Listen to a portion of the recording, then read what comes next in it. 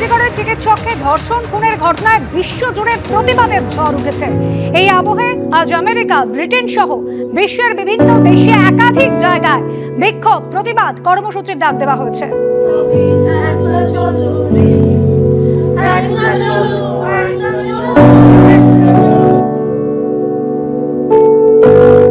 Justice, we want justice, we want justice, we want justice, we want justice.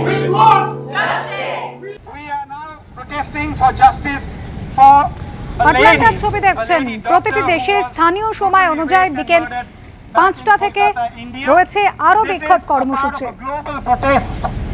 বিশ্বজুড়ে ঝড় উঠেছে justice for RG Kar. 16 countries, we are all seeking justice.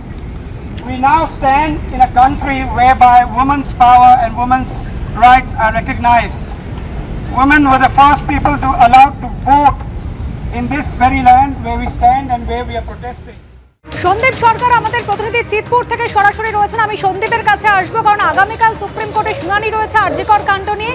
তার আগে সাধারণ মানুষের মতামত জানতে পথেই মক আদালত বসিয়েছেন আন্দোলনকারী জুনিয়র চিকিৎসকরা। সন্দীপ, দেখো, বিভিন্ন জায়গাতে রাজ্যের অন্তত পক্ষে 30টি জায়গায় এইরকমই রাজপথে আদালত, জনতার মতামত রাজপথে আদালত, সেই আদালত বসিয়েছেন আন্দোলনরত জুনিয়র ডাক্তাররা।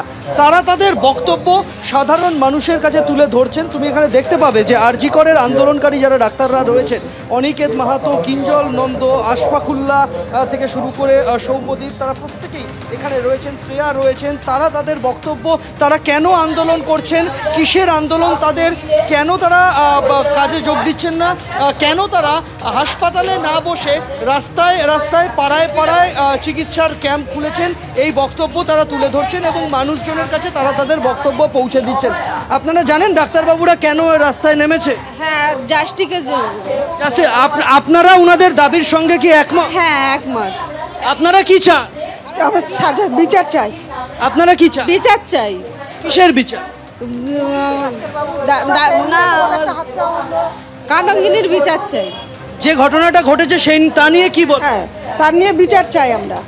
ডাক্তারবাবুরা যে রাস্তায় আন্দোলন করছে, এরকম রাস্তায় বসে আছে, হাসপাতালের চিকিৎসা তারা করছেন না জুনিয়র ডাক্তাররা, তো আপনারা তাদের আন্দোলনের সাথে কি একমত? একমত, একমত, একমত। তারা তাদের বক্তব্যটাই কিন্তু তুলে ধরতে চাইছেন এবং সেই কারণেই তারা, আমরা দেখতে পাচ্ছি যে এই জনতার মতামত রাজপথে আদালত, সেই বক্তব্যটা তুলে ধরতেই তারা আজকে পথে নেমেছেন এবং একে একে তারা তাদের প্রত্যেকের বক্তব্য এখানে তুলে ধরছেন। যারা এই রাস্তায় নেমেছেন তাদের একজনের সাথে কথা বলে নেব। সৌম্যদীপ, এই জনতার আদালত ব্যাপারটা কি? দেখুন, আমরা তো জানেন যে আজকে 31 দিনে পড়লো আমাদের আন্দোলন, ফলে আন্দোলন যে দীর্ঘস্থায়ী হতে চলেছে এই বিষয়ে কারো সন্দেহ নেই। আমরা এখনো বিচার থেকে অনেক দূরে। অন্যদিকে আজকে ঘটনাকে আবারও ধামাচাপা দেওয়ার চেষ্টা হচ্ছে, সঞ্জয়কে একমাত্র দোষী এভাবে প্রমাণ করার চেষ্টা হয়েছে, যদিও তদন্ত কোন দিকে এগোচ্ছে সেটা আমরা জানতে পারিনি। ফলে আগামীকাল সুপ্রিম কোর্টের হিয়ারিং, সেই দিকে আমাদের নজর থাকবে। কিন্তু এই আন্দোলনকে আমরা কি করে পরিচালনা করব, আমাদের কর্মবিরতি কোন দিকে যাবে, আমাদের আন্দোলনের রূপরেখা কি হবে, বা আমাদের দাবি সম্পর্কে মানুষের ভাবনা কি, সেটা বোঝার জন্যই আমরা আজকে মানুষের মধ্যে এসেছি। কারণ আপনারা দেখতে পেয়েছেন আজকে মানুষ কিন্তু ঘরে বসে নেই, মানুষ আজকে রাস্তায় নেমে এসছে। আজকে ডাক দিলেই তারা রাস্তায় নেমে আসছে। আজকে অভয়ার রাত হবে, সেখানে হাজার হাজার মানুষের ঢল নামবে।